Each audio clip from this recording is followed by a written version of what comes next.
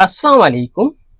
मैं हूं उबैदुर रहमान और आप देख रहे हैं चैनल तावीज़ 786।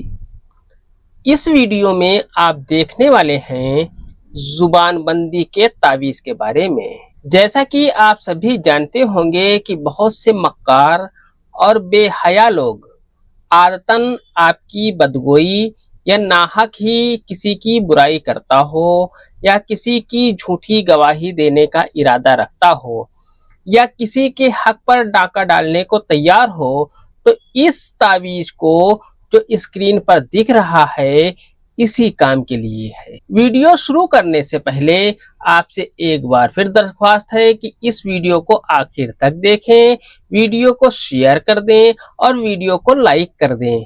और जो दोस्त इस चैनल पर पहली बार आए हैं वो इस चैनल को सब्सक्राइब करके और बेल आइकन भी प्रेस कर दें, जिससे मेरी आने वाली वीडियो आप तक सबसे पहले पहुंचे। तो आइए शुरू करते हैं आज की वीडियो। जब आप ये तावीज़ लिखें तो आपका मुंह काबे शरीफ की तरफ होना चाहिए, यानी कि किबला रुख होना चाहिए।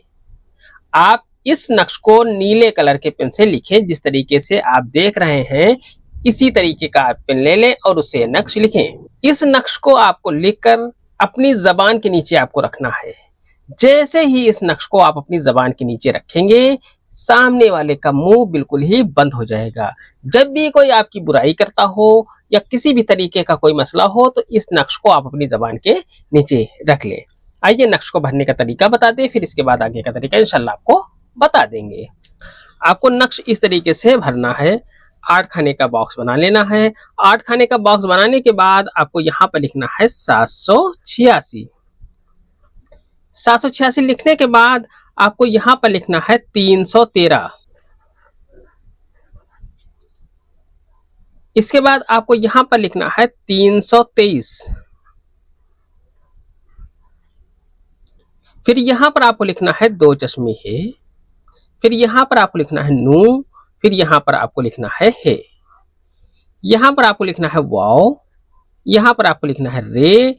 यहां पर आपको लिखना है दाल। इस तरीके से ये नक्शा आपका आसानी से तैयार हो जाता है। सबसे पहले आपको 8 खाने का बॉक्स बना लेना है। 8 खाने का बॉक्स बनाने के बाद आपको लिखना है 786। 786 लिखने के बाद आपको लिखना है 313। फिर आपको लिखना है 323। फिर 2 चश्मी है आपको लिखना है। फिर नू लिखना है। फिर आपको हे लिखना है। फिर वाव लिखना है। फिर रे लिखना है। फिर दाल लिखना है। इस तरीके से आसान सा नक्शा आपका तैयार हो जाता है। इस नक्श को लिखने का टाइम, इस नक्श को जुमे के दिन इस नक्श को आपको लिखना है। जब आप जुमा पढ़कर घर आ जाएं तो किसी से बात किए बिना एक मुसल्ला बिछाकर किबला रुख बैठ जाएं।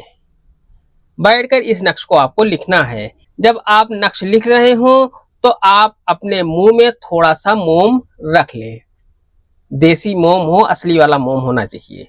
और जब नक्श तैयार हो जाए तो जब आपको इस काम की हाजत हो तो इस नक्श को अपनी जबान के नीचे रख लें। इस नक्श के ऊपर मोम जमा जरूर कर लें। सामने वाली की जबान में ताला लग जाएगा इंशाअल्लाह तबारक व ताला। आज की वीडियो में इतना ही। मिलते हैं इंशाअल्लाह अगली वीडियो में। तब तक के लिए अल्लाह हाफिज। दुआ की दरखास्त के साथ।